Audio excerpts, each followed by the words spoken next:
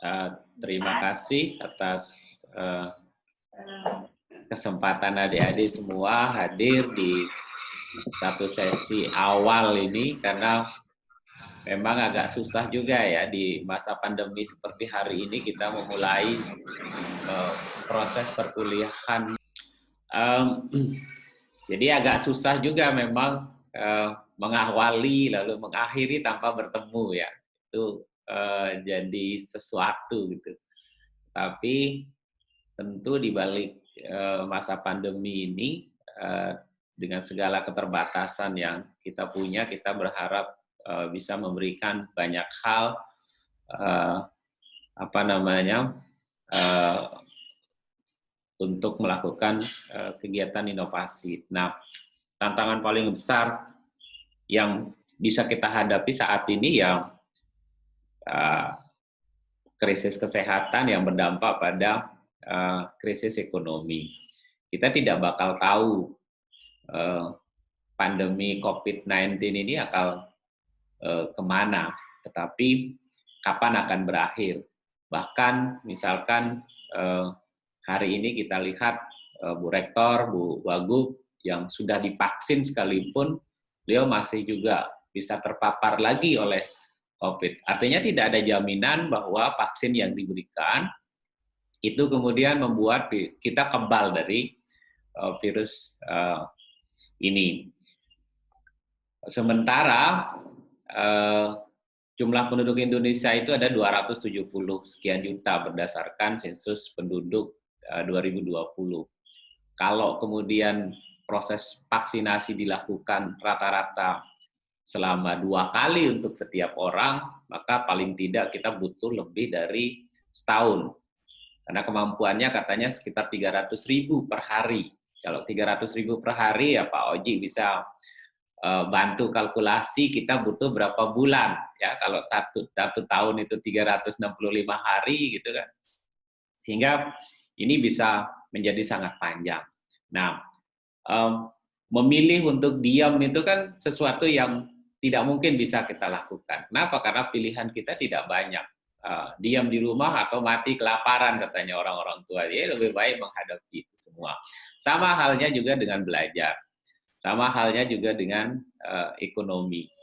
Nah, kenapa saya memulai dari sini? Saya ingin memulai dari cerita soal virus ini, bercerita soal keterbatasan. Karena ekonomi itu identik dengan scarcity. Ya, scarcity itu adalah kelangkaan. Langka itu saya juga dimaknai dengan cara terbatas, keterbatasan yang kita punya. Salah satu contoh misalkan adik-adik hari ini rata-rata adalah berasal dari jurusan keguruan, di mana kompetensi lulusan adik-adik semua itu adalah kalau lulus misalkan akan menjadi calon guru. Sementara ruang lingkup pekerjaan yang berkaitan dengan kependidikan dalam konteks pendidikan konvensional hari ini, di mana kalau kita maknai pendidikan itu dalam konteks mengajar seperti hari ini, mengajar di ruang kelas, di hadapan siswa, ya, menyampaikan materi, tentu akan agak susah. Kenapa? Karena rasio jumlah sekolah dengan jumlah lulusan dari perguruan tinggi yang memiliki jurusan keguruan itu tidak sebanding. Ya, sehingga kalau setiap hari kita melihat ada banyak tumpukan lamaran, ya sudah, akhirnya keterbatasan pilihan. Tetapi digitalisasi teknologi hari ini, misalkan kehadiran revolusi industri, membuat kita kemudian dipaksa untuk berpikir lagi, membuat inovasi lagi, inovasi baru, inovasi di bidang pendidikan. Tidak ada aspek yang tidak terdistrupsi istilahnya ya. Kenapa? Karena seluruh aspek kehidupan kita itu sudah dipangkas, sudah mulai digantikan perannya secara berkala oleh teknologi. Salah satu contoh inovasi di bidang teknologi pendidikan yang ramai hari ini dan ketika masa pandemi itu dia menambang uang begitu banyak dan bahkan menjadi salah satu platform di bidang pendidikan itu salah satu yang terbesar di Asia misalkan adalah ruang guru. Ruang guru adalah salah satu bentuk. Lalu kemudian yang kedua, setiap masalah itu selalu menghadirkan peluang. Jadi masalah, nah karena kemarin saya habis tes wawancara terkaitan dengan risk management, lalu kemudian salah satu pertanyaannya itu kan persoalan tentang apakah setiap risiko itu selalu berkaitan dengan ancaman. Ya, apakah seluruh risiko atau seluruh masalah itu selalu bersifat ancaman? Nah, pertanyaannya, jawabannya tentu tidak, karena ancaman risiko atau masalah itu ada yang kalau kita bisa lihat dalam perspektif yang berbeda, maka tentu dia tidak selalu menjadi ancaman, tetapi bisa jadi dia adalah peluang. Nah, peluang kalian itu seperti apa? Pikiran soal mata kuliah kewirausahaan ini sebenarnya berorientasi supaya kemudian kita bisa belajar, kita bisa melihat perspektif kependidikan hari ini itu harus dimaknai dari sisi apa, ya, supaya kita tidak lalu berpikir tentang tentang bahwa guru itu begini, gitu kan? Guru itu adalah guru yang sekedar mengajar di ruang kelas. Guru itu adalah guru yang lalu kemudian berada di bawah institusi pendidikan formal. Guru itu adalah orang yang setiap hari kemudian datang ke sekolah, pergi ke sekolah, pakai baju seragam, bawa tas, lalu kemudian disebut ibu guru.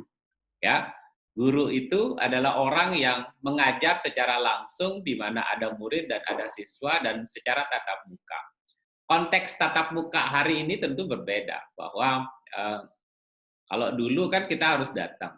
Nah, ini yang harus jadi catatan adik-adik. Kenapa tema kita pada mata kuliah kewirausahaan pada periode 2 yang bersifat lintas prodi hari ini itu adalah kewirausahaan, lalu kemudian teknologi dan inovasi di bidang pendidikan. Ini yang menjadi catatan. Ada tiga kata kunci di situ, ada kewirausahaan, ada teknologi, dan ada inovasi di bidang pendidikan.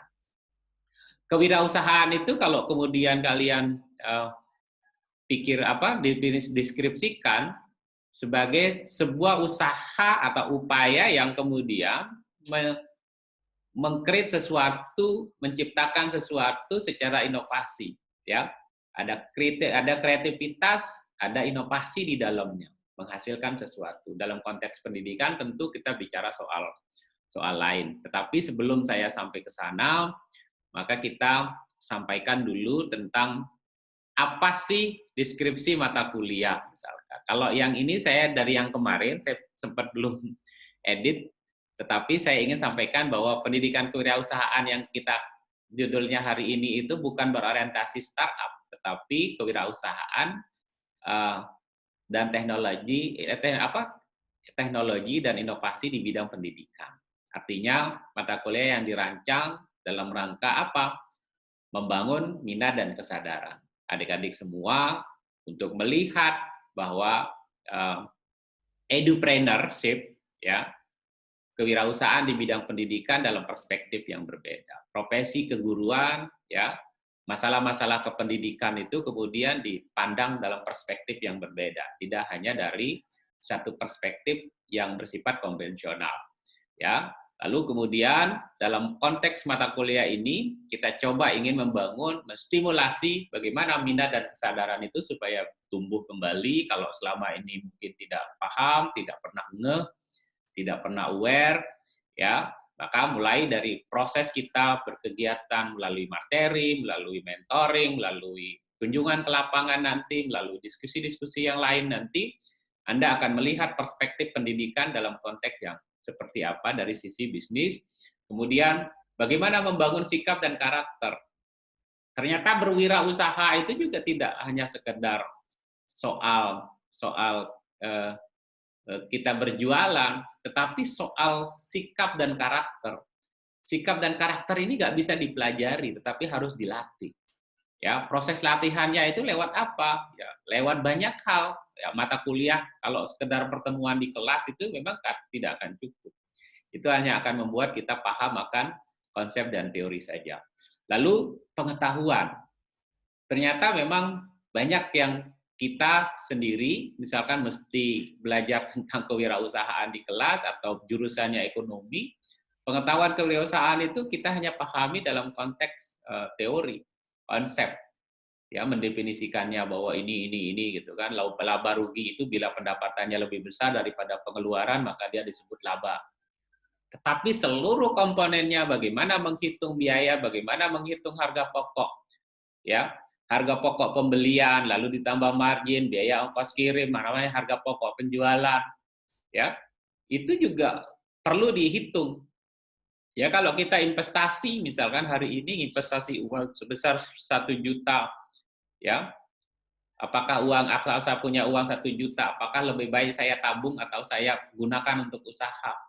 Bagaimana penghitungannya? Tentu konsep time value of money, nilai waktu uang, present value dan future value-nya itu kemudian diajarkan. Kalau di ekonomi itu diajarkan satu-satu. Lalu apalagi misalkan, kita belajar soal bagaimana melakukan studi kelayakan usaha. Studi kelayakan usaha itu berhubungan dengan apa? Kalau di sini nanti adik-adik akan belajar soal bisnis model kanvas. Kalau yang lain mungkin bisa jadi analisis SWOT, bisa lagi ada balance scorecard, ya, ada lagi time to total quality management dan lain-lainnya. Tetapi nanti di sini kita akan coba menggunakan pendekatan bisnis model kanvas untuk mengukur sejauh mana, lalu kemudian ketika kita mencoba mengidentifikasi bisnis apa yang paling layak dan memungkinkan untuk kemudian kita atau Anda kerjakan. Ya, itu soal pengetahuan. Lalu juga keterampilan. Nah, keterampilan ini nggak bisa dipelajari. Keterampilan itu dilatih. Ya, ibarat orang silat. Kalau berguru soal silat itu, belajar silat itu kalau kalau dari buku saja nggak bakalan cukup. Tetapi kemudian kenapa kalian harus dilatih? Ya, untuk apa? Misalkan menghadapi persiapan kalian menghadapi tantangan di era global yang hari ini semakin cepat.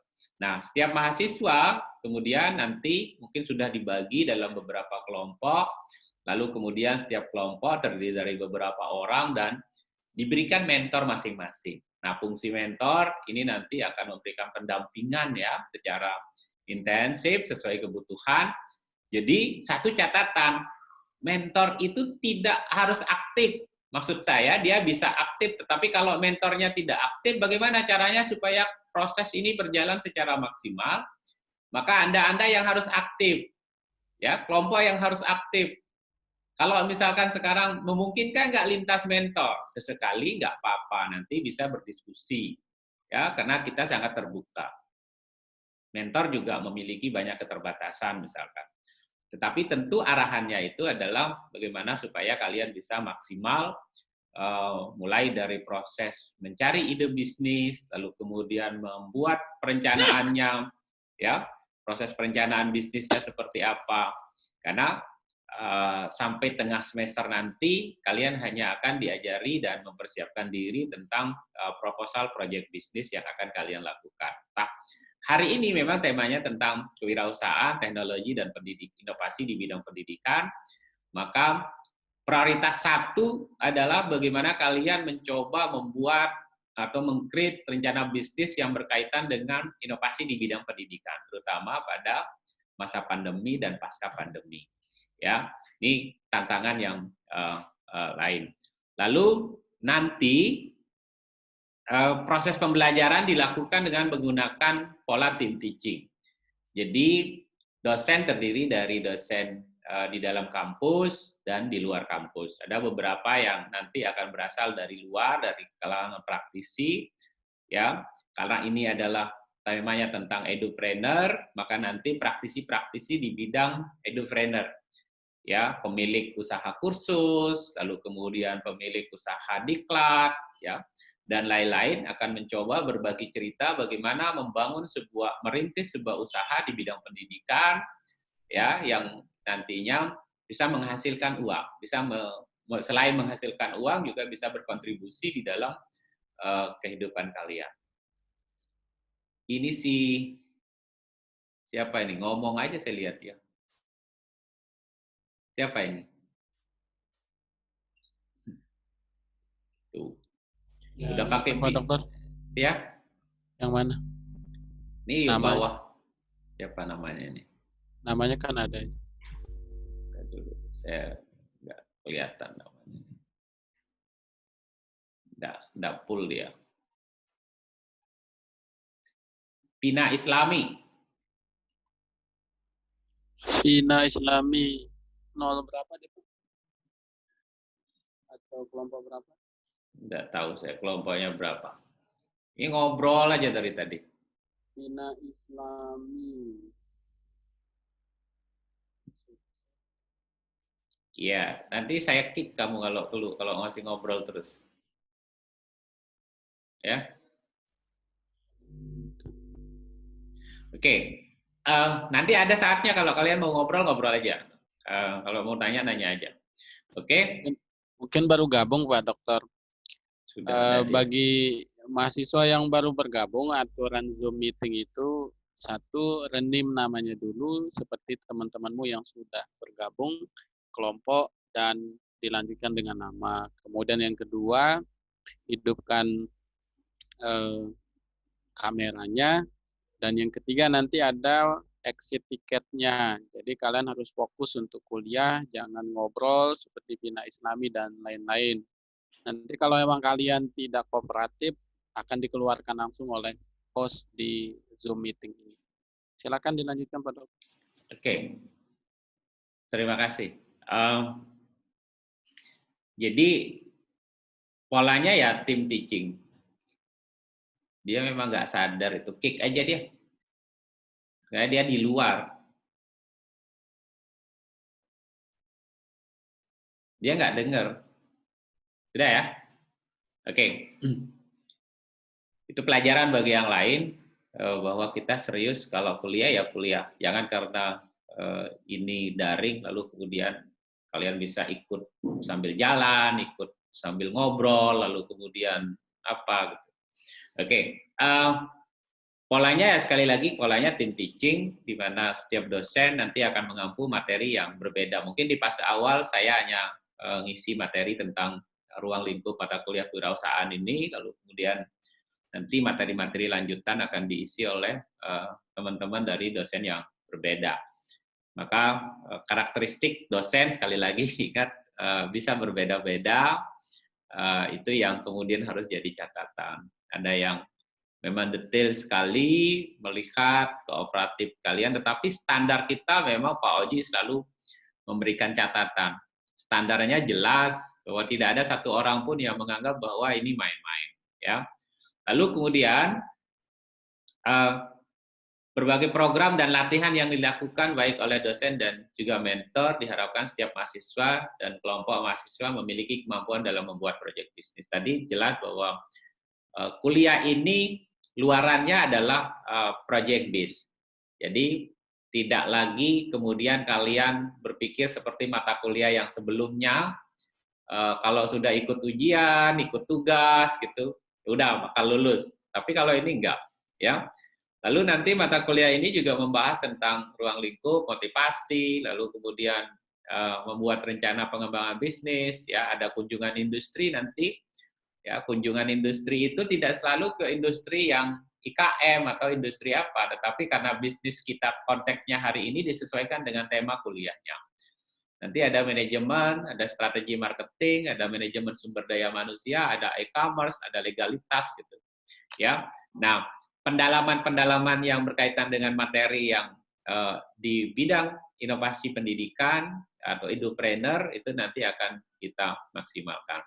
Standar kompetensi ya sama dengan standar nilai yang sudah ada gitu, tetapi tentu berdasarkan pada proyek yang akan kalian buat ya. Lalu metode belajarnya tadi juga ada yang daring, ada yang luring. Nah, mentoring nggak mungkin pakai daring ya, lalu pakai luring.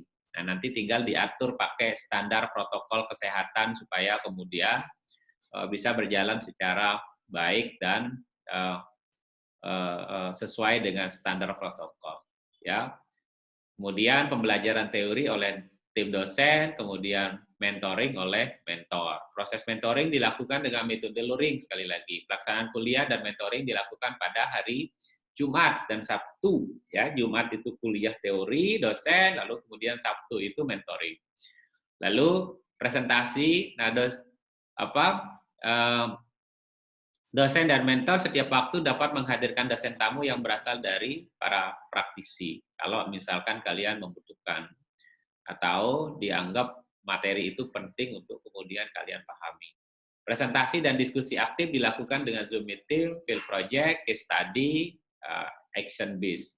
Ya, nanti dilihat. Lalu tata tertib, ini yang tadi harusnya ya hadir, wajib menuliskan nama, wajib membuka video dan lain-lainnya. Ini materi pembelajarannya dari yang kemarin. Nanti coba disesuaikan dulu, baru saya kirim ke kalian. Kemudian, nah ini, kita mulai dari definisi kewirausahaan secara konseptual, ya. Semangat, sikap, perilaku, gitu kan. Tadi kenapa saya mulai mengistimulasi kalian dari masalah. Ya, cara kita menghadapi masalah itu adalah diam begitu saja, atau kita mencoba memulai berusaha untuk mencari solusinya, ya. Perilaku dan kemampuan seseorang dalam menangani usaha atau kegiatan yang mengarah pada upaya mencari, menciptakan dan menerapkan cara kerja, teknologi dan produk baru. Ya, kalau ini nanti bisa dibaca. Kemudian siapa wirausahawan itu? Ya, yang pertama adalah orang yang memiliki kemampuan daya cipta, menciptakan bisnis baru misalkan demi mencapai keuntungan dan pertumbuhan. Nah, kalau misalkan sekarang ada tadi yang jualan online, lalu kemudian membantu keluarganya bisnis fotokopi, percetakan, atau bikin kandang ayam misalkan, ya, itu juga bagian dari bisnis, bukan dari usaha, ya. Tetapi sekarang yang jadi tantangan itu apakah kontribusi kalian dalam menciptakan sesuatu. Karena kalau misalkan kita sadari, orang-orang tua kita di rumah itu kan pola bisnisnya sederhana sekali. Ya, ada yang karena terpaksa itu karena dia tidak tidak punya pilihan lain. Ada yang karena ikut-ikutan. Nah, ikut-ikutan itu, oh ini lagi ngetren nih kandang ayam nih, ya ikut aja, biaya modalnya sangat besar. Ya, tidak hitung, tidak melalui proses studi kelayakan. Akhirnya begitu masuk kandang ayam, ya kadang rugi, kadang untung gitu kan. Ya. Ada saudara saya di rumah, dua kakak saya usaha kandang ayam. Jadi hitungannya pokoknya semakin besar kandangnya, semakin banyak isinya, maka semakin besar untungnya. Dia tidak berhitung soal biaya pakan, biaya tenaga kerja, gitu kan, kemampuan dia di dalam merawat, pengetahuan dia di dalam bagaimana perawatan ayam yang baik, ya, cara kasih makan yang benar. Jadi dia setiap kali pulang ya selalu cerita, kemarin dapat hanya sekian, kemarin tidak dapat apa-apa, gitu kan. Dengan pola kemitraan misalnya, ya itu adalah catatan, ya.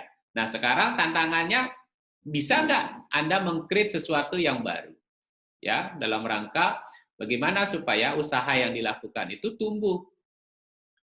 Sebagai satu ilustrasi, misalkan teman saya di Solo dulu waktu kuliah ya males-malesan. Tapi saat itu dia sudah tertarik pada satu usaha. Ada bengkel kakaknya yang kecil gitu. Lalu kemudian dia minta, boleh nggak saya kelola bengkelnya? Dia kelola bengkel itu namanya Monte Carlo. Hari ini bengkel itu adalah bengkel terbesar di Jawa Tengah. Karena rekanannya itu adalah dia mengelola seluruh kendaraan operasional yang dimiliki oleh Polda, Polres, sampai ke tingkat Polsek se-Jawa Tengah. Jadi nilai kontraknya sangat besar. Bengkel yang dulu namanya dari bengkel rumahan, kemudian dia rubah bisa menjadi bengkel dengan skala usaha yang sangat besar dan bahkan paling besar di Jawa Tengah saat ini. Lalu kemudian rekanannya juga besar sekali. Itu satu contoh orang yang kemudian mampu berkontribusi, menciptakan bisnis baru atau menciptakan inovasi baru di dalam usaha yang sudah ada dalam rangka bagaimana supaya keuntungan dan pertumbuhan usaha itu bisa berjalan. Lalu apalagi misalkan siapa lagi dengan cara mengidentifikasi peluang yang signifikan dan menggabungkan sumber-sumber daya yang diperlukan sehingga sumber daya itu bisa dikapitalisasi. Itu yang saya jelaskan tadi. Nah, mengapa menjadi entrepreneur itu penting? Sekarang ini entrepreneur itu tidak selalu dikaitkan dengan jual beli. Tidak selalu dikaitkan dengan kita membeli barang, lalu menjual, atau memproduksi barang, lalu kita jual. Tetapi juga ada istilah socialpreneur. Ya, apa beda socialpreneur? Ada apa beda startup ya dengan UMKM, dengan businesspreneur? Kalau businesspreneur itu adalah bisnis yang hanya orientasinya begitu beli barang, maka barang ini bagaimana bisa dijual dengan selisih harga yang lebih tinggi. Ya, mendatangkan terus bagaimana usaha yang kita lakukan itu bisa mendatangkan keuntungan secara langsung. Tetapi kalau namanya edupreneur, socialpreneur, startup, itu adalah kita mencoba berangkat dari apa? Dari masalah yang dihadapi oleh orang lain, lalu kemudian kita carikan solusinya, kita tawarkan, begitu prosesnya, nanti proses bisnisnya berjalan di akhir. Ya, supaya bisa dia berbeda. Nah, membangun bisnis di bidang jasa itu sama kayak nanam kelapa sawit, nanam tembakau, biayanya keluar dulu. Ya, kapan panennya? Nanti di belakang hari. Sama di bisnis di dunia pendidikan juga begitu. Ya. Kayak ruang guru itu kapan panennya? Ruang guru itu mulai dari 2015, 2014 ya, membangun usahanya. Kapan panennya? Ketika masa pandemik misalkan. TikTok ya.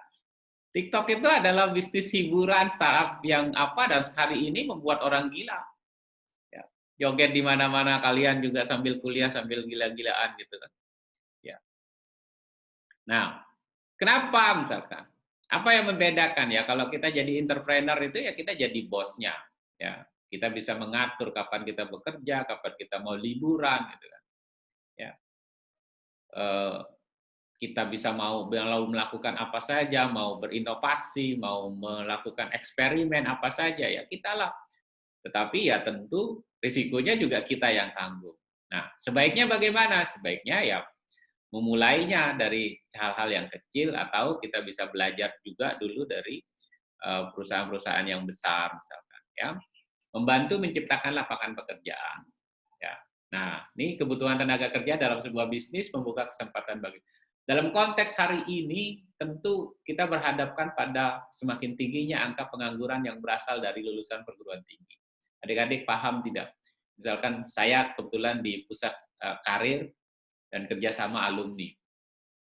Hari ini tantangannya itu adalah bagaimana data yang saya dapatkan, mesti tidak semua mengisi data, alumni itu, bagaimana persentase jumlah lulusan kita yang terserap ke lapangan pekerjaan, terutama di bidang pendidikan, itu sangat kecil sekali, tidak sampai 10%. Nah, 90%-nya kemana? Misalkan 90%-nya bekerja di bidang yang berlainan dengan kompetensi mereka. Lalu sebagiannya kemana lagi? Ya, sebagiannya ya jadi ibu rumah tangga, ya, jadi TKI, gitu kan, jadi macam-macam.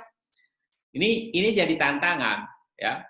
Tantangan bagaimana? Tanggung jawab secara kelembagaan bahwa kampus itu harus menghasilkan lulusan-lulusan yang kemudian dibutuhkan oleh lapangan pekerjaan. Kalau ataupun lapangan pekerjaan yang tidak tersedia, maka dia bisa meng-create lapangan pekerjaan tersendiri. Ya, job creator bukan hanya job seeker, ya, pencari kerja, tetapi juga pencipta lapangan pekerjaan. Kemudian apalagi memperluas wawasan dan jejaring.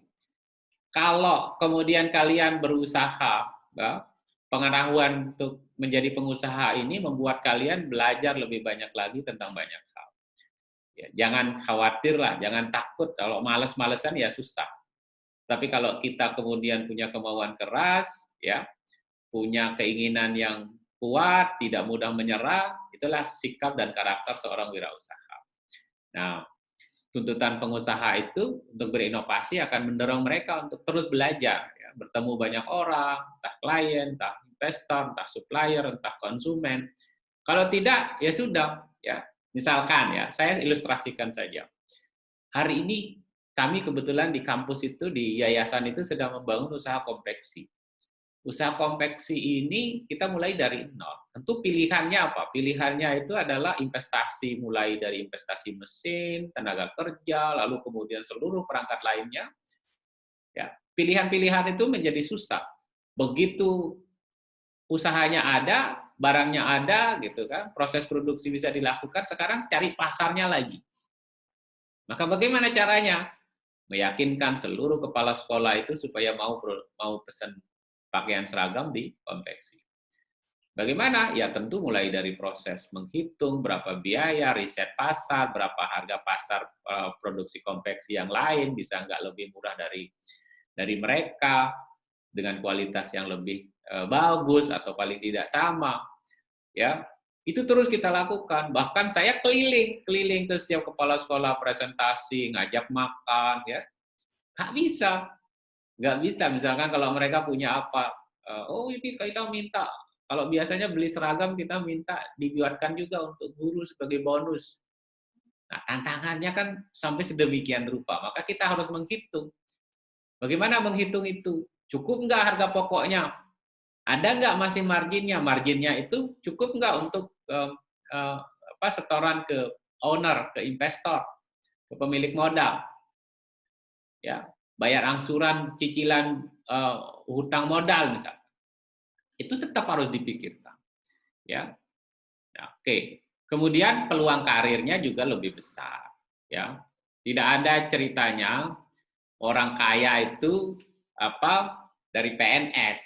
Jadi jangan bercita-cita jadi PNS. Ya kayak saya ini kan PNS yang ya begitu-begitu aja. Ya. Kenapa? Karena gaji PNS itu ya cukup untuk 1 bulan. Ya. Peluang karirnya juga hari ini nggak ada. Kalau dulu mungkin ya, karena PNS itu mengelola uang negara banyak sekali, korupsi mau kayak gimana saja sejelimet, tidak seperti sekarang aturannya. Ya.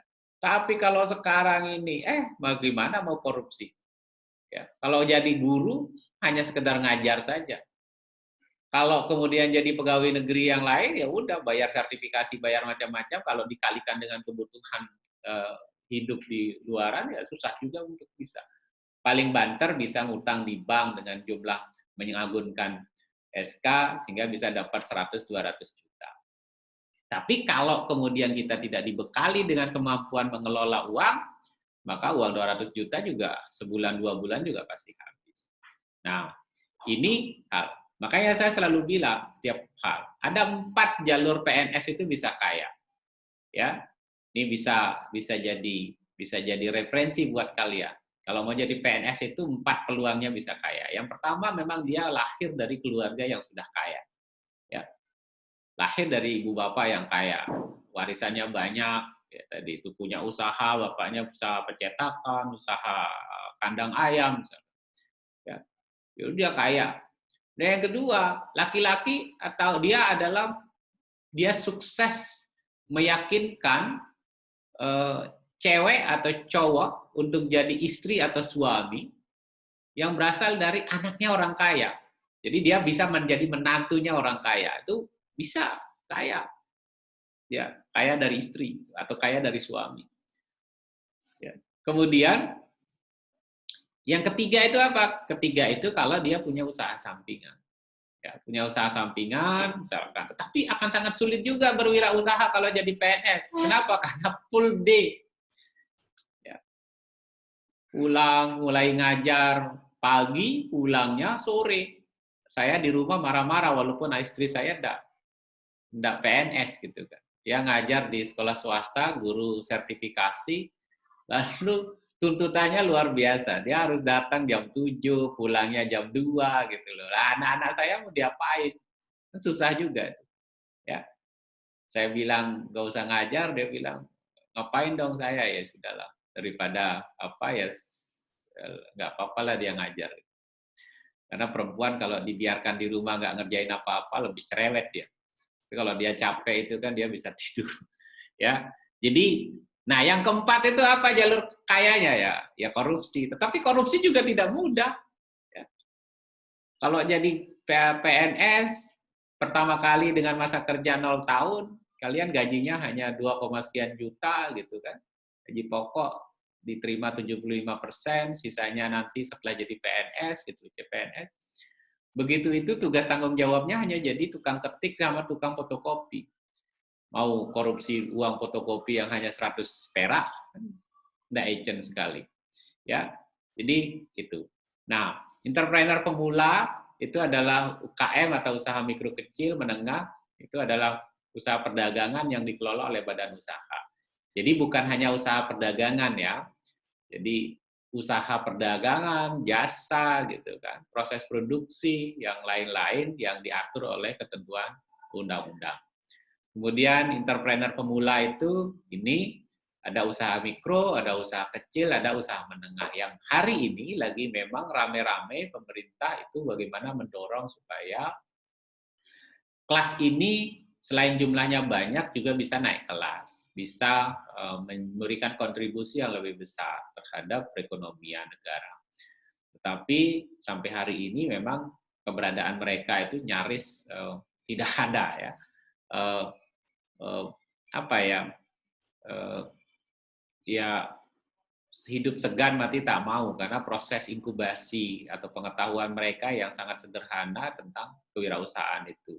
Maka harapannya itu adalah bagaimana mahasiswa berangkat sebagai orang-orang yang berpendidikan ketika ingin menjadi pengusaha itu memulai dengan pengetahuan yang cukup, memulai dengan manajemen yang baik, mulai dengan perencanaan bisnis yang baik. Nah, harapannya supaya proses bisnis itu berjalan secara sustain, tidak hanya datang lalu mati, ya.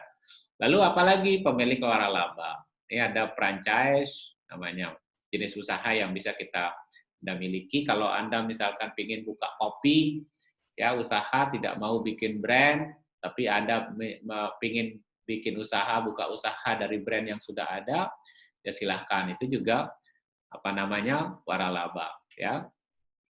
Lalu ada lagi pemilik waralaba. Nah, apa saja kelebihannya? Ya, sudah ada manajemen, sudah dikenal masyarakat, sudah ada channel, manajemen finansialnya lebih mudah, adanya keamanan dan dukungan yang kuat. Kurangnya ya kita bukan jadi pemilik, ya. Kendali manajemen itu ada pada pemilik modal, pemilik waralaba. Ada biaya waralaba, ada pemotongan keuntungan, reputasi juga tergantung pada waralaba lainnya, ya. Ini catatan-catatannya. Lalu jadi apa lagi? Konsultan bisnis, ya. Konsultan bisnis ini kalau kita memiliki pengetahuan, pengalaman yang cukup. Nah, kemarin waktu wawancara misalkan di ITDC, saya ditanya nih, apa pengalaman yang bisa membuat kami yakin Anda cocok pada posisi ini? Ada nggak pengalaman yang skalanya itu nasional atau internasional? Kebayang nggak adik-adik ketika pengalaman saya hanya bercerita soal bangun lades gitu kan, menjadi narasumber di UMKM pada level daerah, lalu kemudian menjadi salah satu pembicara yang diundang di BUMD, skalanya juga daerah gitu kan.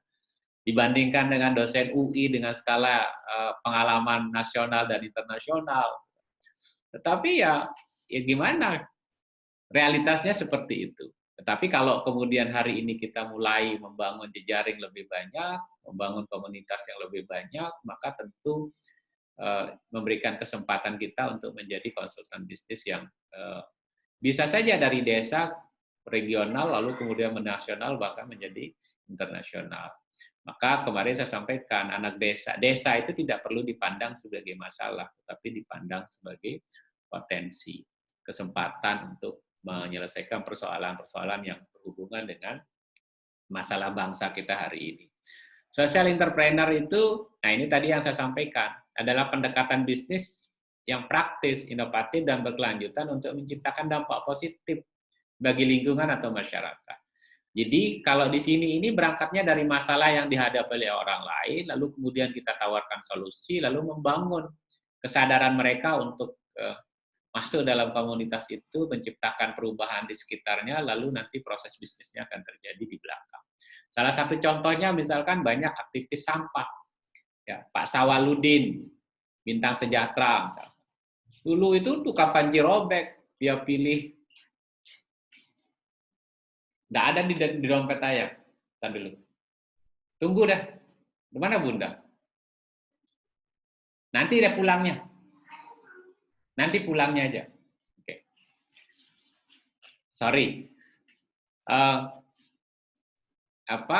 Membangun bisnisnya, lulusan UNRAM, lalu kemudian suami istrinya jadi pedagang panci robek, tetapi akhirnya sekarang ketika wacana kesadaran orang akan masalah sampah itu mengemuka, dia sudah kemana-mana, bisa ke Jepang, bisa ke Amerika, penghasilannya juga luar biasa dari bisnis sampah. Ya, itu karena membangun social entrepreneur. Nah, dia termasuk salah satu social entrepreneur yang masuk kategori sukses. Ya, kemudian apa hubungannya, apa perbedaannya social entrepreneur dengan entrepreneur? Jadi bertujuan untuk menciptakan dampak sosial. Tadi saya bilang sumber pendapatan berasal dari hasil penjualan serta donasi atau hibah. Ya, orang yang diuntungkan adalah konsumen dan komunitas yang dibantu. Nah, kemudian bertujuan untuk menciptakan keuntungan finansial. Sumber pendapatan berasal dari hasil penjualan. Orang yang diuntungkan adalah konsumen atau pembeli produk. Ini kalau dia adalah entrepreneur. Kemudian tipe entrepreneur itu ada yang full time, ada yang part time entrepreneur. Ya, kalau full time itu ya memang sepenuhnya untuk itu. Kalau part time itu ya sekedar nyambi aja. Ya, perbedaannya. Nah, ini fokus waktu yang dialokasikan untuk bisnis lebih maksimal. Jika sudah mulai berjalan stabil, pengusaha akan mendapatkan banyak waktu luang namun tetap menerima pendapatan. Tetapi kalau part-time, ya, part-time entrepreneur, itu pertamanya sumber pendapatan. Mengurangi risiko hilangnya sumber pendapatan ketika pendapatan pokoknya kemudian tidak ada. Ya, mendapatkan benefit sebagai pekerja tetap, merasa lebih aman untuk bereksperimen dan inovasi karena jika gagal masih bisa bekerja tetap, ya. Kemudian mau pilih full time atau part time. Nah, ini secara kontekstual memang kita apa? Lalu practical skill seorang entrepreneur itu apa saja sih sebenarnya yang penting sekali untuk dimiliki oleh kalian ketika ingin mencoba menjadi seorang entrepreneur, terutama di bidang pendidikan misalkan hari ini, adalah critical dan creative thinking. Ya, bagaimana kita berpikir kritis, lalu kemudian berpikir kreatif. Ya, kalau sekarang kalian hanya melihat perspektif pendidikan hari ini dengan cara biasa-biasa saja, maka kalian tidak akan menemukan masalah apa yang dihadapi, lalu solusi apa yang akan kalian tawarkan untuk mengatasi persoalan pendidikan kita hari ini. Saya ini termasuk orang yang bersyukur. Kenapa? Karena anak-anak saya taruh di pondok. Pondok di masa pandemi tidak ada yang tutup. Mereka hanya tertutup buat orang lain, tapi proses belajar di dalamnya itu tetap bisa berjalan. Saat ibu-ibu orang lain, orang tua lain kemudian kesulitan karena anak-anaknya hanya sekedar main gadget, belajarnya tidak maksimal, maka orang bilang generasi rebahan, ya. Nanti kalian adalah sarjana rebahan gitu kan, sarjana daring gitu segala macam. Ya, saya termasuk orang yang apa, tetapi tentu masalah ini juga kan harus kita carikan solusinya. Bagaimana critical thinking atau kreativitas kita berpikir menghadapi persoalan ini sekarang, kalian ditantang. Ada nggak proyek-proyek mandiri, proyek-proyek bis, banyak inovasi lain yang coba dilakukan oleh beberapa teman yang lain, oleh banyak orang membangun aplikasi, ya, membuat komunitas belajar di setiap desa. Lalu apa saja? Misalkan, ya. Persoalannya satu misalkan, secara teknologi, distribusi, infrastruktur teknologi itu sudah sampai ke level seluruh daerah atau tidak? Itu satu. Kedua, akses mereka terhadap teknologi dari sisi sarana, dari sisi infrastruktur, dari sisi kemampuan finansial mereka. Ada enggak? Kalau tidak ada, apa masalahnya? Maka di beberapa tempat misalkan ada kelompok komunitas pemuda yang kemudian membuka warung internet, ya, membuka usaha apa saja yang berhubungan dengan ini untuk memberikan, atau penyewaan HP. pada saat jam-jam pelajaran. Jadi anak-anak itu ketika ingin mencari mengerjakan tugas, ingin daring sama gurunya, lalu dilakukan cara apa? Anak-anak desa biasanya ada beberapa tempat itu dibuat warung, dibuat tempat di balai desa, lalu disediakan TV dengan jaringan internet, lalu kemudian mereka bisa belajar secara rame-rame di situ. Ya, ini juga penting. Lalu kemudian goal setting, ya, tujuan itu penting, planning dan organizing, ya, decision making. Perencanaan dan kemampuan kita di dalam mengorganisasi bisnis itu juga penting. Perencanaannya bisnis yang tidak didasarkan pada perencanaan itu juga sia-sia. Jadi proses gagalnya juga sulit. Nah, bagaimana memanage organisasi juga penting sekali supaya memastikan mereka bisa berjalan sesuai dengan tujuan yang sudah kita tetapkan sebelumnya. Lalu mengambil keputusan apakah kita memilih bisnis A, bisnis B, bisnis C. Ya, nah ini dia. Mengapa? Ya kayak tadi itu, seorang entrepreneur dituntut untuk berinovasi. Ya. Lalu goal setting itu pentingnya membuat atau memberikan arahan yang jelas. Ya, kemana, mau dibawa kemana. Ya, hidup kalian itu saat ini kalian sudah harus pikirkan. Sedini mungkin mau jadi guru yang seperti apa. Mau jadi pengusaha di bidang di entrepreneur, di bidang pendidikan, mau bisnis pendidikan yang seperti apa. Ya, lalu membuat Anda merasa lebih bertanggung jawab terhadap pekerjaan. Menyamakan persepsi Anda dengan tim, misalnya. Ya, goal setting itu syaratnya SMART, ya, spesifik, measurable, achievable, relevan, dan time based. Jadi spesifik itu lebih ke jelas, ya, fokus pada satu atau dua gitu. Lalu supaya apa? Bisa diukur, ya. Lalu achievable itu bisa direalisasikan. Jadi jangan yang ada di awam-awam, yang nggak mampu kita raih. Ya, relevan, yang memiliki relevansi dengan konteks kebutuhan orang atau konteks bisnis hari ini. Lalu time base-nya, waktu berapa lama ya setiap tahapannya, kemudian berapa lama bisa sampai pada tujuan. Ya, ini creative thinking itu memicu kita berpikir kreatif. Tadi sudah saya jelaskan. Goal setting itu ya tadi itu spesifik, measurable, achievable. Lalu apalagi misalkan, saya ingin cepat saja nanti diskusinya aja yang ini. Planning and organizing, tadi sudah saya sampaikan. Mengatur sebuah bisnis dibutuhkan kemampuan, leadership, serta komunikasi yang baik. Nah, disinilah pentingnya kalian dikumpulkan menjadi kelompok dalam rangka apa? Satu, membangun kemampuan berkomunikasi satu sama lain. Kedua, bagaimana membangun kemampuan teamwork. Kemudian yang ketiga itu adalah membangun kemampuan mengorganize, ya, organisasi, kelompok untuk sebuah proyek. Kemudian yang ketiga, yang keempat itu adalah melatih kemampuan leadership. Nah, karakteristik itu ketika kalian ada di dalam satu kelompok. Nanti begitu keluar, kalau kalian berada di sebuah organisasi atau di masyarakat, pasti juga peran itu yang kalian lakukan di kelompok hari ini itu juga akan kalian lakukan. Nah, berdasarkan Six Thinking Hard yang kemudian dikemukakan oleh Edward de Bono, terdapat 5 aspek yang bisa dipertimbangkan sebelum membuat keputusan biasanya. Yang pertama adalah objektif, naluriah, positif, negatif, kreatif. Ya, objektif itu menilai sesuatu berdasarkan fakta, naluriah itu berdasarkan perasaan, ya, positif itu mencari kelebihan, lalu kemudian negatif itu mencari risiko kekurangan dari sesuatu, kemudian kreatif mencari ide yang bisa dieksplor dari sesuatu. Jadi 5 perspektif ini kemudian harus baru kita mulai merencanakan, ya, apa yang harus dijual. Kalau pakai bisnis model kanvas itu, sebelum menentukan apa yang harus dijual itu siapa dulu nih customer segmennya, ya, siapa kelompok sasarannya. Kalau mahasiswa, lalu kita identifikasi kebutuhan mahasiswa itu apa saja. Nah, dari kebutuhan mahasiswa apa saja yang hari ini belum bisa dipenuhi secara maksimal itu yang mana?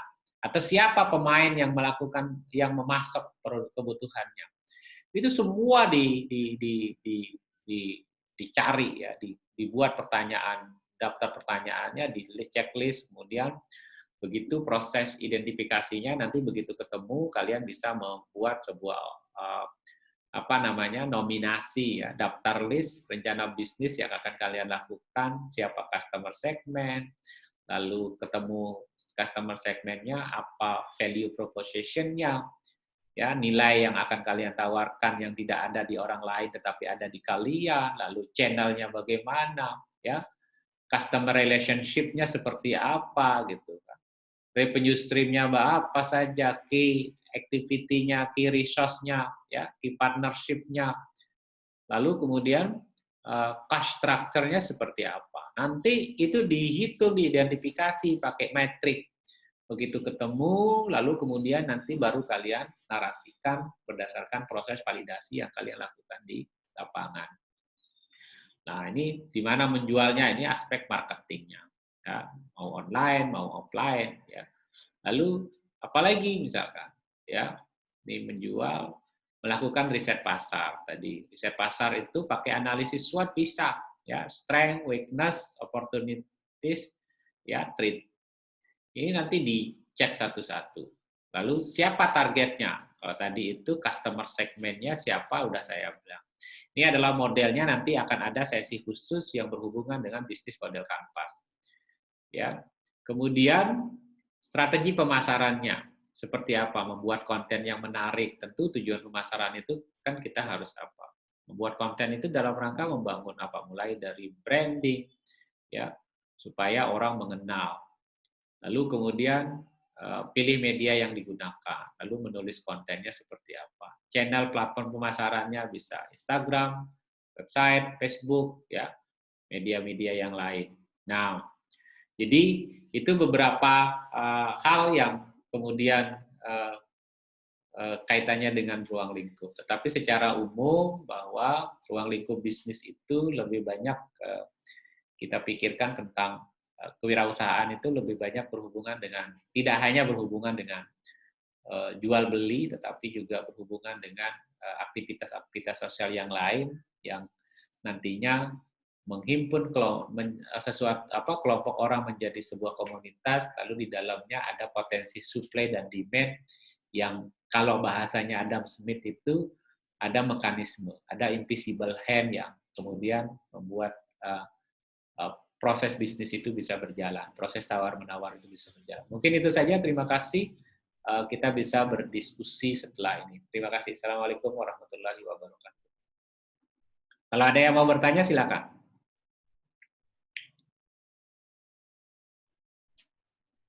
Ada yang mau nanya? Dibuka kali anunya Pak Uji. Pak Dokter. Dibuka aja mood-nya. Sekarang sudah. Oke. Siapa yang mau nanya, silakan. Sudah dibuka, silakan yang mau bertanya hidupkan mic. Pak Dokter, dihidupkan mic-nya Pak Dokter karena udah saya matikan tadi. Silakan Pina Islami, kamu mana dia? Tadi ngobrol aja kamu.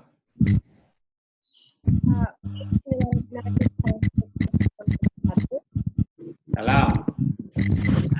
Jadi Pak di sini mau bertanya, pertanyaan saya adalah tadi ada yang bisnis yang part time sama full time.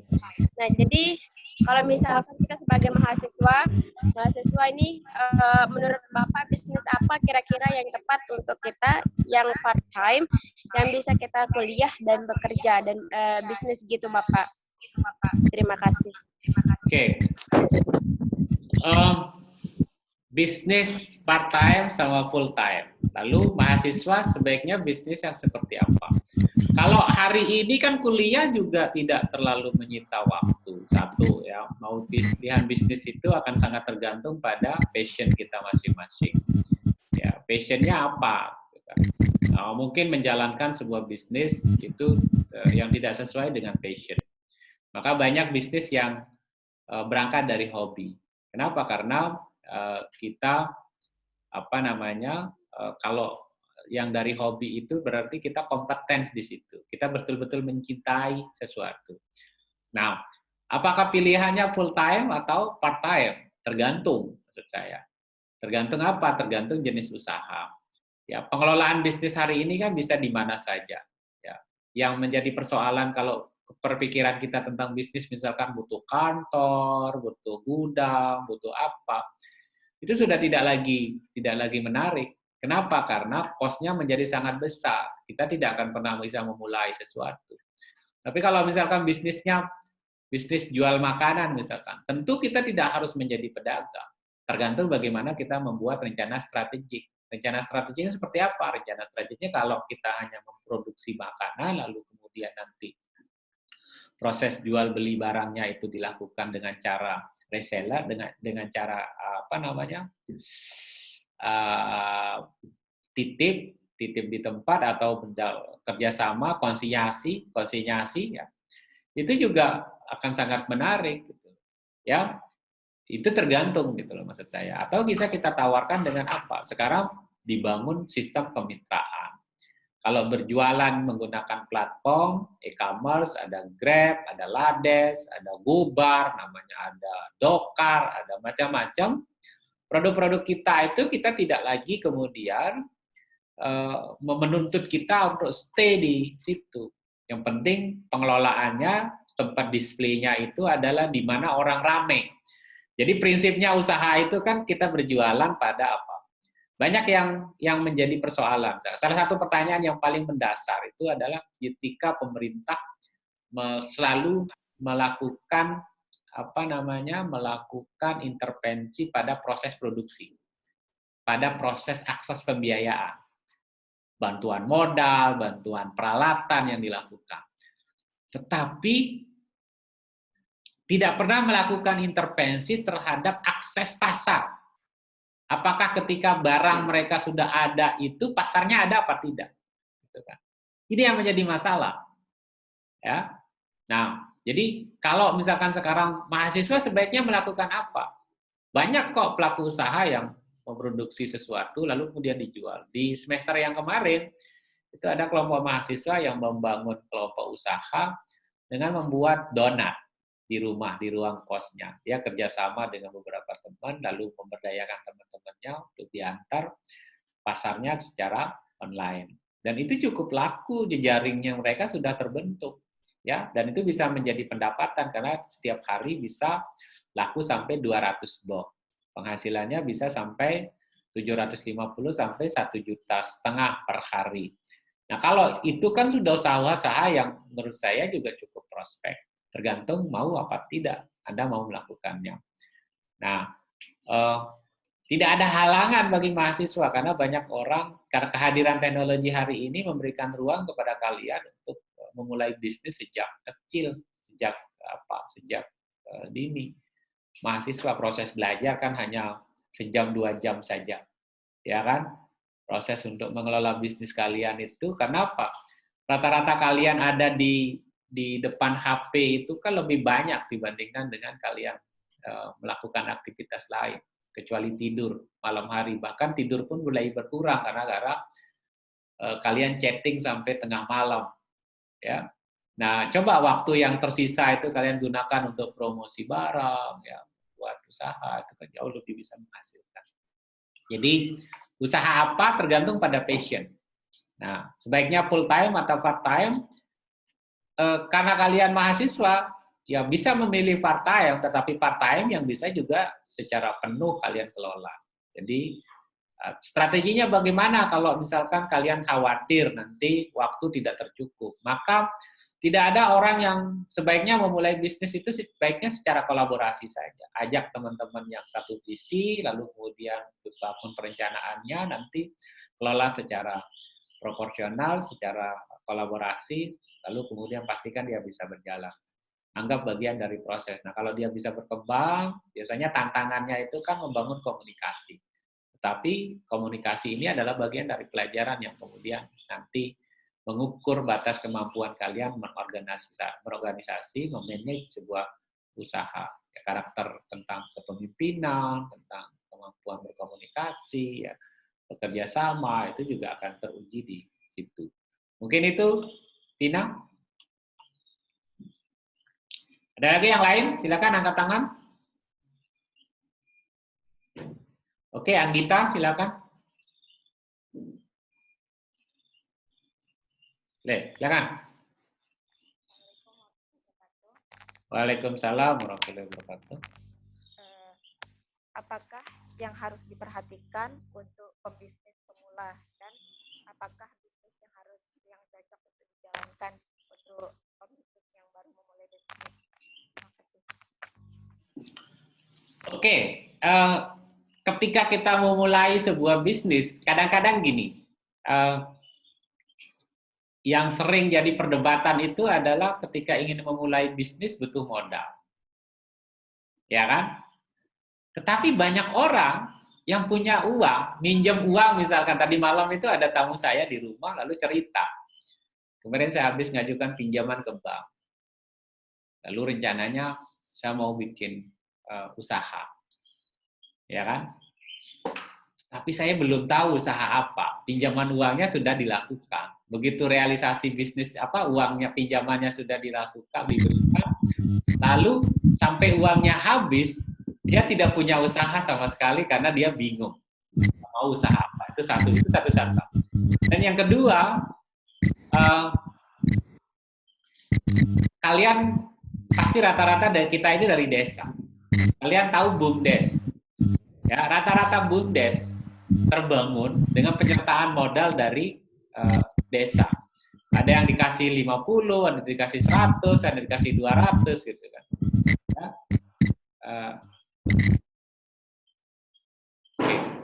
Ada yang dikasih 200. Yanti, Julian, kamu mood tanumu. Gangguan. Jadi apa yang dilakukan misalkan? Ya. Berapa banyak usaha BUMDes yang bisa berjalan? Kenapa? Karena mereka juga bingung punya uang, tetapi tidak tahu mau usaha apa. Akhirnya ujung-ujungnya simpan pinjam. Tapi konsep simpan pinjamnya juga nggak jelas. Ya, minjam saja nggak pernah nyimpan. Banyak yang akhirnya macet. Itu persoalannya. Maka sebaiknya apa? Ketika ingin mencoba sebuah usaha, lakukan ya perencanaan secara baik. Lakukan proses validasi ide bisnis. Ide bisnis itu bisa dicari dengan cara satu, ya, melihat apa yang sedang masalah apa yang sedang dihadapi oleh orang lain, yang kemudian kita punya solusinya. Ya, misalkan sekarang ternyata di rumah saya itu rata-rata banyak yang menjalankan pekerjaan membuat anyaman misalkan, ya kan? Nah, tetapi pemasarannya yang susah. Bagaimana caranya? Ya, usaha apa yang penting di situ itu? Coba lakukan proses validasi, cari kira-kira solusinya apa? Siapa yang butuh anyaman apa? Anyaman yang seperti apa yang dibutuhkan oleh pasar yang kira-kira kalau dijual itu mudah laku. Itu cara. Saya ingin mengilustrasikan misalkan kayak gini.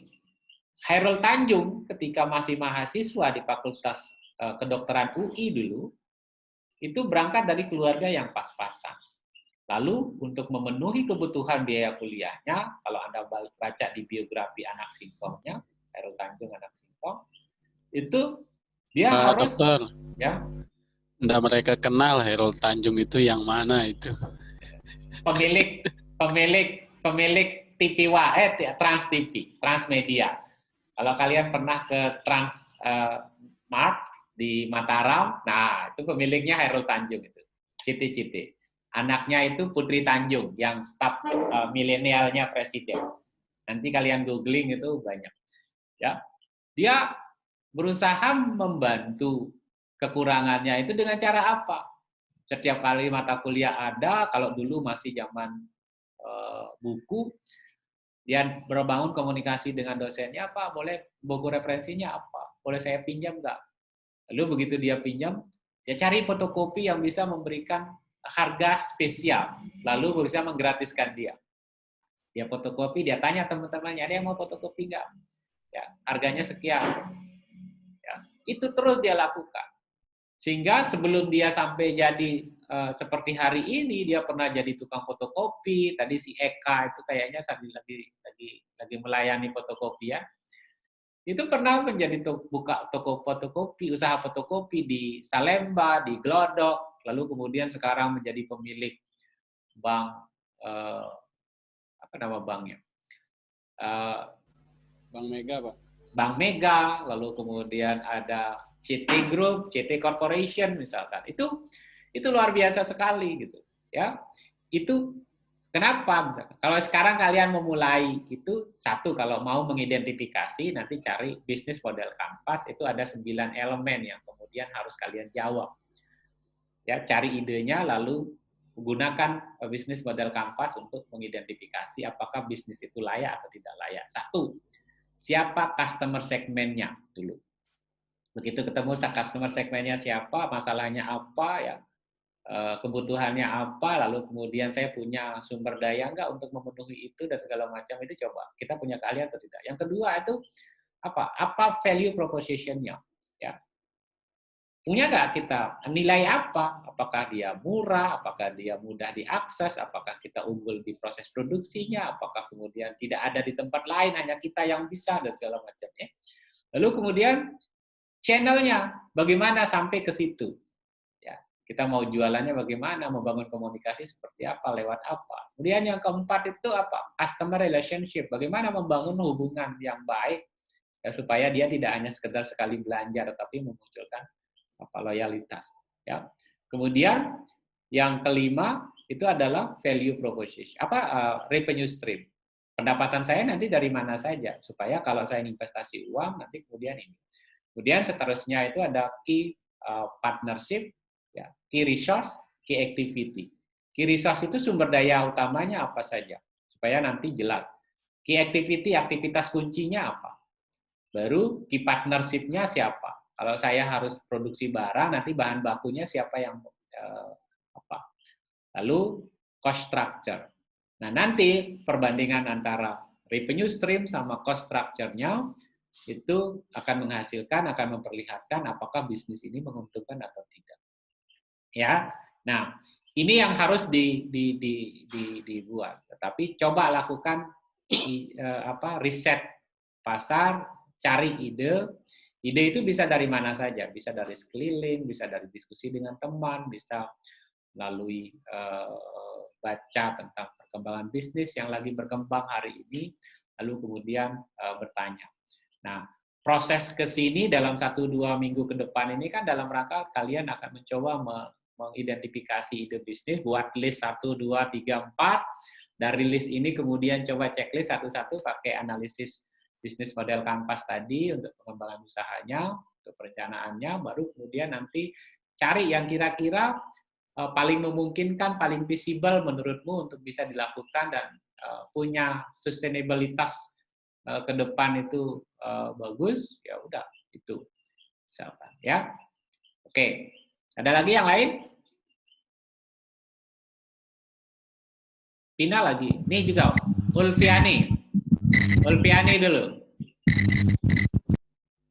Yanti Juliani, kamu pakai speaker apa ya Julianti kok? Assalamualaikum warahmatullahi wabarakatuh. Waalaikumsalam warahmatullahi wabarakatuh. Gini Pak, kan kita ini rata-rata mau merintis bisnis dari awal nih. Sedangkan ide bisnisnya, misalkan kita mau jualan ini sudah banyak, mau jualan itu sudah banyak. Jadinya itu yang membuat semangat kita sebelum maju aja itu udah kendor gitu Pak. Nah, jadi itu solusinya gimana gitu. Oke. Bagaimana memulai bisnis? Bagaimana mencari ide bisnis awal? Sementara kita baru memulai, orang lain sudah mulai lebih dahulu. Ya, saya ingat saya baca sebuah buku, kemudian di situ dikatakan bahwa beruntunglah sesungguhnya orang-orang warga negara yang berada di negara-negara berkembang seperti Indonesia. Ya, Indonesia itu satu, jumlah populasi penduduknya besar, jumlah sumber daya alamnya juga besar secara potensi. Nah, kebutuhannya karena jumlah penduduknya besar itu kebutuhannya juga pasti besar. Ya, maka sebenarnya kalau kita mau jeli melihat peluang bisnis, maka seharusnya banyak kesempatan, banyak ide yang bisa dieksplor. Kenapa? Pasti mereka punya banyak masalah. Ya, Sehingga berbeda dengan negara maju kayak di Inggris. Kayak di Inggris itu kan hampir seluruhnya lagi lebih susah lagi mencari ide karena semua ide itu sudah ada yang akhirnya apa? Hal paling gokil yang dilakukan oleh orang Inggris itu adalah membuat sebuah hasil riset. Kalau orang lari, orang beraktivitas hari-hari itu kan pasti ada keringat di tangan. Ya kan? Keringat di tangan. Lalu bagaimana, dan itu mempengaruhi tingkat kepercayaan diri seseorang. Akhirnya muncullah bikin kayak squishy, kayak kain kecil yang bisa digenggam, lalu kemudian itu punya daya serap. Sampai segitu itu dipikirkan. Dan itu jadi bisnis kalau di Inggris gitu loh. Nah, kita ini seperti apa? Maka ada 3 kata kunci yang kemudian mengharuskan kita sebagai dasar. Syarat kita bisa sukses berbisnis itu adalah 1, be the best. Jadi yang terbaik. Kalau yang terbaik, maka pasti orang akan memilih kita. Tetapi kan nggak mungkin kita jadi yang terbaik. Kenapa? Karena kita baru mulai, kan? Oke. Nah, yang kedua, ya, be the first. Be the first yang pertama, lalu kemudian yang kedua, be the best. Be the first itu jadi yang pertama. Nggak mungkin orang udah ada. Be the best. Jadi yang terbaik. Mana mungkin kalau kita belum diuji, gitu kan? Nah, maka yang ketiga itu apa? Be different. Apa daya beda yang kalian tawarkan dari bisnis yang ada hari ini? Bisa di kemasan, bisa di harga, bisa di pelayanan, bisa di mana-mana. Ya. Kalau cara pemasarannya sama perspektifnya dengan orang-orang yang tidak pernah kuliah, maka apa bedanya orang yang bersekolah dengan yang tidak bersekolah? Kalau cara perspektifnya tentang kewirausahaan antara mahasiswa yang pernah belajar kewirausahaan dengan yang tidak samar, maka apa bedanya dengan kalian yang belajar? Tak perlu dong. Ya. Jadi ini catatan. Value proposition. Apa yang membedakan? Maka carilah sesuatu yang tidak ada. Bagaimana caranya? Lakukan riset terhadap produk sejenis ya, yang akan menjadi kompetitor kita. Ya. Coba lihat, kalau dulu orang berkompetisi, tidak mau saling berdekatan, saling benci. Pokoknya bangun kantor di sini ya nggak mau. Kalau sekarang coba lihat strategi bisnisnya Alfamart, Indomart. Di mana ada Indomart, di situ ada Alfamart. Ya. Kayak siapa lagi? Kayak Tom and Jerry. Di mana ada Tom, di situ ada Jerry. Ya. Oke, Ulfiani? Jadi itu 3. Be the first, ya, be different, be the best, atau be different. Cari perbedaannya apa. Oke? Oke. Silakan Yanti. Yanti tadi angkat tangan. Sebelum ke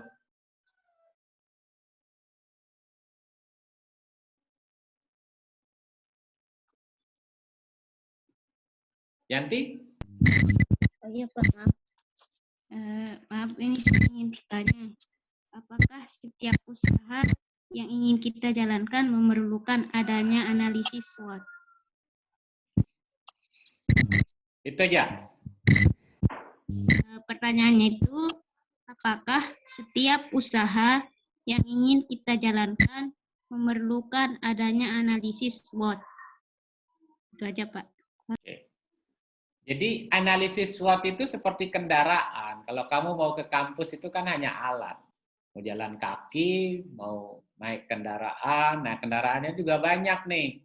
Ya, ada sepeda motor, ada mobil, ada apa gitu kan. Nah, SWOT itu hanya alat untuk melakukan analisis. Ya. Tadi saya bilang bisa pakai SWOT, bisa pakai balance scorecard namanya, bisa juga pakai bisnis model canvas. Kalau saya pakai saja bisnis model kanvas yang dikombinasikan dengan SWOT di akhir untuk memutuskan. Ketika ide bisnisnya sudah terpenuhi, komponen-komponen kekuatan kelemahannya sudah teridentifikasi, maka nanti bisa jenis bisnisnya sudah ada, kelemahan-kelebihannya nanti bisa mudah diidentifikasi. Maka pakai saja analisisnya pakai kombinasi antara bisnis model kanvas dan analisis SWOT. Ya, supaya kalian enak. Setelah mengidentifikasi bisnis mana yang mau dilakukan, baru kalian lakukan analisis. Analisis SWOT itu untuk mengetahui kekuatan kita apa, kelemahannya apa, ya, kesempatannya apa, dan ancamannya apa. Baru memutuskan. Ya, jadi nanti kalau kalian nulis di skripsi boleh nggak pakai? Boleh, ya. Terutama yang ekonomi misalkan. Ingin bikin usaha, studi kelayakan bisnis, ya, teknik analisisnya menggunakan analisis bisnis model kanvas dan analisis SWOT. Nah, nanti di akhir di combine saja. Oke, Yanti, ada lagi yang lain? Kita sampai jam berapa, Pak Haji? Mungkin satu lagi pertanyaan Pak Dokter, karena ini udah jam 9.30, sesi 2 nanti kita mulai 9.50. Oke, kalau gitu sudah. Oke. Satu-satu lagi. Oke, Tita. Baik, Assalamualaikum warahmatullahi wabarakatuh. Waalaikumsalam warahmatullahi wabarakatuh. Di sini kan Bapak bilang tidak setiap resiko menjadi ancaman. Nah, di dalam kewirausahaan itu kan pastinya ada masalah. Gimana sih cara kita mengatasi masalah itu sedangkan kita baru memulai untuk usaha gitu, Pak? Oke. Itu sih dari saya. Sekarang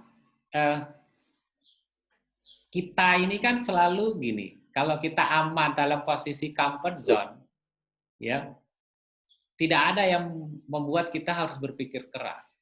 Contoh, ketika kali ini kalian masih diberikan uang jajan dengan jumlah yang cukup oleh orang tuamu, dan statusmu masih mahasiswa, mahasiswi, kalian kan masih nyaman-nyaman saja ya, lalu urusannya bapak ibu saya aja, kasih saya makan gila habis, saya tinggal telepon, lalu kemudian datang uang dan saya tinggal belanja. Ya, karena apa? Atau punya pacar saya kaya, selalu ngasih saya uang gitu kan. Jadi atau nanti saya tidak mau lagi mencari pacar yang orang tidak mampu, saya cari yang mampu misalnya. Itu soal orientasi saja dan itu kita berada di comfort zone. Ya. Masalahnya apa? Boleh nggak? Boleh. Ya, tetapi kan kita tidak selalu berada pada posisi seperti itu. Ada fase di mana kita dihadapkan pada situasi yang sulit. Misalkan, ya, pernah nggak? Kadang-kadang kita memang rata-rata mahasiswa itu sama, saya juga dulu begitu. Selama kita jadi mahasiswa, ya kita nggak pernah berpikir, gitu lulus itu mau jadi apa. Syukurnya saya tidak pernah merasakan menjadi pengangguran. Ya, begitu selesai kuliah saya dapat pekerjaan, lalu disuruh kuliah lagi sama ibu saya, ya udah kuliah lagi. Begitu saya selesai kuliah saya jadi PNS misalnya. Jadi tidak ada jeda waktu. Bagaimana kalau misalkan saya menganggur? Kan nggak ada pikiran saya. Itu masalah. Itu masalah. Itu sama. Kaitannya dengan kewirausahaan, ada 3 yang men-trigger kita menjadi wirausaha. 1 karena terpaksa. Setelah melamar pekerjaan di guru nggak keterima, setelah melamar di A nggak keterima, cari pacar yang kaya nggak dapat juga gitu kan. Akhirnya ya sudahlah, ya mau ngapain ya, akhirnya ya sudah jualan pencok saja atau jualan pentol saja gitu. Tapi jualan pentolnya tidak kemudian apa, karena ikut-ikutan. Ya, apa yang bisa? Oh, saya bisa bikin pentol. Udah bikin pentol lalu jualan. Bisa sukses enggak? Bisa. Karena banyak yang sudah sukses dari terpaksa lalu kemudian apa? Ya, orang-orang yang kayak Bu Minara, kalau kalian tahu Asia Stiker di perempatan PTC sebelah kiri kalau dari sebelah kanan kalau dari arah sini. Bu Minara itu pernah kita undang ngisi kuliah umum di kampus. Ini rencananya pingin juga nih saya ngundangnya ke kalian nih jadi narasumber. Ya, itu pintar sekali dia ngomong. Ya, bagaimana dia tidak pernah sekolah. Dia lahir dari keluarga yang bapak ibunya meninggal, lalu kemudian bapaknya nikah lagi, ibu tirinya tidak merumuk, tidak baik. Lalu dia menikah dengan orang yang sama-sama tidak punya pendidikan bagus. Dia jualan rokok keliling. Akhirnya pada saat kegiatan Hulta dia jualan rokok keluar masuk gang. Ya. Lalu pada saat acara Hulta dia dapat keuntungan 150, lalu dia investasikan uangnya untuk beli stiker di Mataram, lalu dia jual di depan dulu di depan kantornya itu ada dealer sepeda motor Honda. Di situ dia berjualan.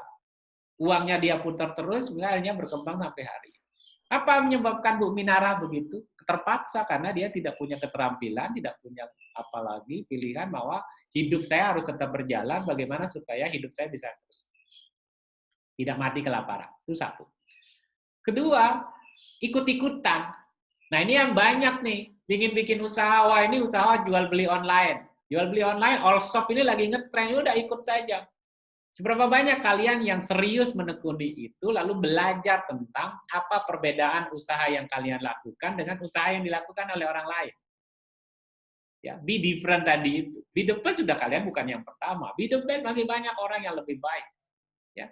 Sekarang apa bedanya usaha yang kalian lakukan dengan usaha yang dilakukan oleh orang lain? Itu dicari. Lalu apa? Be different-nya. Perbedaannya apa? Kemudian yang ketiga itu memang passion-nya ya bisnis. Pokoknya dari awal saya mau jadi pengusaha. Maka tetap fokus menggeluti bidang apa yang ingin diusahain. Ya, saya mau jadi mempingin buka lembaga kursus. Ya, lembaga kursus untuk apa misalkan. Ya sudah, tiap dari sekarang. Ya. Ini ada bahasa Inggris ini. Bahasa Inggris berapa banyak? Ya, guru bahasa Inggris sudah sekarang bisa bikin proyek mandiri untuk memulai bagaimana menstimulasi, membuka peluang market. Kemarin saya diskusi sama kepala SD3 Pancor. Dia ingin buka kalau ada proyek mahasiswa yang mau melakukan pendampingan terhadap program ekstrakurikuler anak-anak misalkan di sekolah untuk pembelajaran bahasa Inggris. Awalnya bisa jadi itu proyek sosial, tetapi semakin ke depan ketika kalian belajar di situ menggelutinya, maka akan ada ide potensi bisnis yang bisa kalian lakukan di masa yang akan datang sebagai sebuah pekerjaan. Jadi gitu ya. Jadi identifikasi saja itu, comfort zone kita, identifikasi masalah. Sekarang, apakah COVID-19, apakah daring ini kita jadikan sebagai masalah, lalu kemudian kita tidak melakukan apa-apa? Kan tidak. Maka gunakan masalah ini men-trigger kalian untuk berpikir kritis dan kreatif, mencari solusi. Lalu kemudian bagaimana supaya saya adalah generasi rebahan yang berkualitas, tidak berbeda dengan generasi non-rebahan sebelumnya. Gitu. Karena kalian akan menjadi sarjana rebahan besok kalau kemudian. Dan itu buktinya dari siapa ya? Yang punya kapasitas untuk membuktikan prediksi atau pernyataan itu betul atau tidak ya kalian. Ya. Mungkin itu saja ya. Terima kasih.